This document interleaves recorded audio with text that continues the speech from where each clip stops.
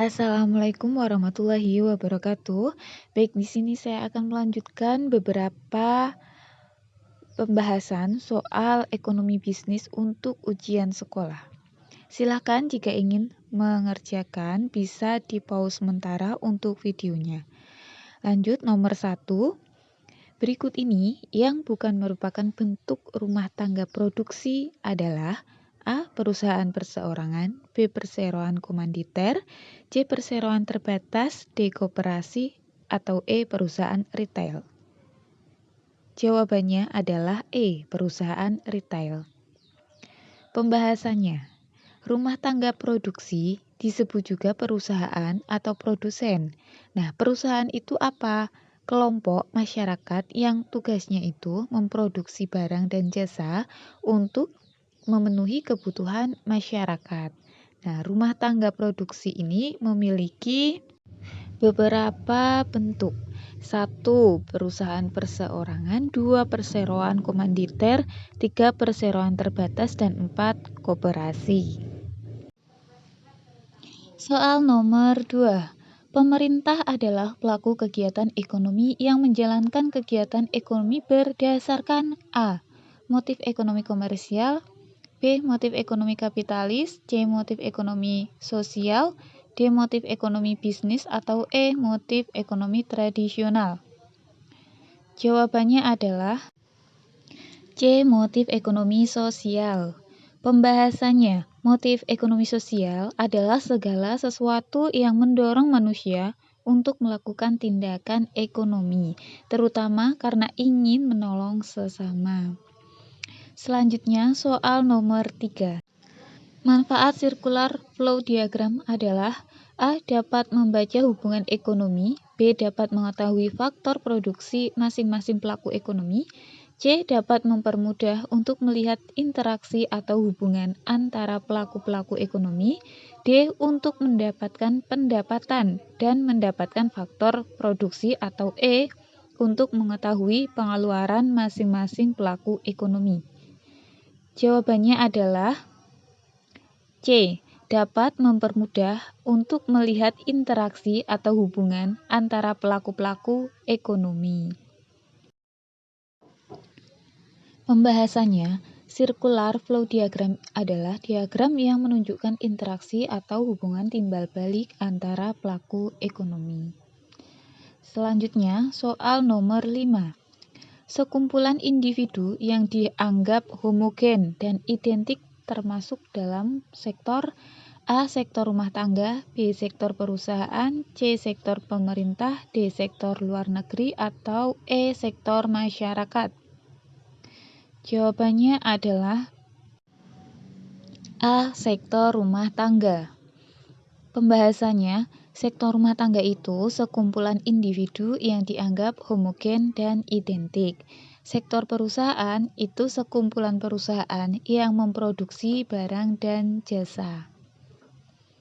Selanjutnya, sektor pemerintah memiliki kewenangan politik untuk mengatur kegiatan masyarakat dan perusahaan, sedangkan sektor luar negeri itu sektor perekonomian dunia, di mana perekonomian melakukan transaksi ekspor-impor. Selanjutnya, soal nomor 6. Pemerintah bertindak sebagai pembuat dan pengatur kebijakan masyarakat dan bisnis. Dengan pernyataan tersebut, hubungan pemerintah dengan perusahaan adalah A. Mengekspor produksinya kepada bisnis-bisnis perusahaan, aliran barang dan jasanya juga melalui pasar negeri, lalu masuk ke pasar barang. B. Menyediakan kepentingan rumah tangga yang dilakukan di pasar luar negeri. C. Pemerintah mendapatkan penerimaan pajak dari perusahaan pemerintah, juga membeli produk dari perusahaan. D. Pemerintah menerima setoran pajak dari rumah tangga untuk kebutuhan operasional, atau E. Perusahaan melakukan ekspor-impor atas produk barang maupun jasa dari luar negeri melalui pasar. Jawabannya adalah C. Pemerintah mendapatkan penerimaan pajak dari perusahaan pemerintah, juga membeli produk dari perusahaan. Selanjutnya soal nomor 7. Elastisitas harga penawaran mengukur seberapa banyak penawaran barang dan jasa berubah ketika harganya berubah. Elastisitas harga tersebut biasanya ditunjukkan dalam bentuk A. Persentase perubahan atas kuantitas, B. Produk pengganti, C. Analisis jangka waktu permintaan, D. Elastisitas permintaan silang, atau E. Diagram dan tabel. Jawabannya adalah A. Persentase perubahan atas kuantitas. Selanjutnya soal nomor 8.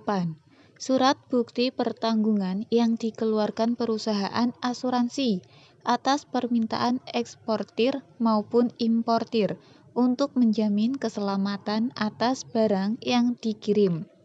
Dokumen tersebut dinamakan dokumen A. Letter of Credit, B. Bill of Lading, C. Dokumen atau polis asuransi, D. Dokumen penunjang atau E. Faktur. Jawabannya adalah C. Dokumen atau polis asuransi. Pembahasannya. Letter of Credit itu dokumen yang dikeluarkan oleh bank yang menjamin pembayaran. Dalam hal ekspor-impor, bank menjamin pembayaran importir kepada eksportir atas barang yang dikirimkan. Bill of Lading itu surat tanda terima barang yang telah dimuat di dalam kapal laut, yang juga merupakan tanda bukti kepemilikan dan adanya kontrak atau perjanjian pengangkutan barang melalui laut.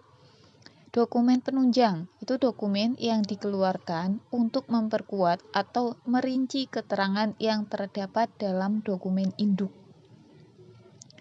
Selanjutnya faktur atau invoice, yaitu daftar barang-barang yang harus dikirim kepada konsumen. Selanjutnya soal nomor 9. Apa yang dimaksud dengan padat modal?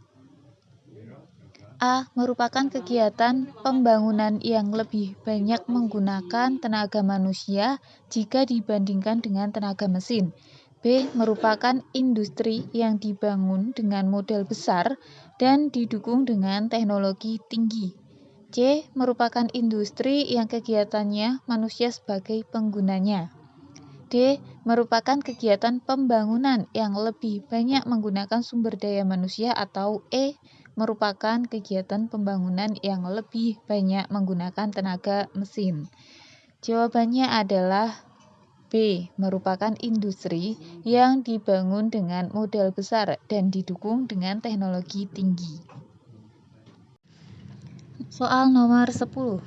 Jumlah nilai balas jasa yang diterima oleh para pemilik pajak tidak langsung disebut A. Pendapatan nasional bruto, B. Pendapatan nasional neto, C. Produk nasional neto, D. Pendapatan perseorangan, atau E. Pendapatan bebas. Jawabannya adalah D. Pendapatan perseorangan. Pembahasannya. Pendapatan nasional bruto itu nilai produk yang berupa barang serta jasa yang dihasilkan oleh penduduk dari suatu negara atau nasional selama 1 tahun. Pendapatan nasional neto itu pendapatan yang dihitung menurut jumlah balas jasa yang diterima oleh masyarakat yang berperan sebagai pemilik faktor produksi.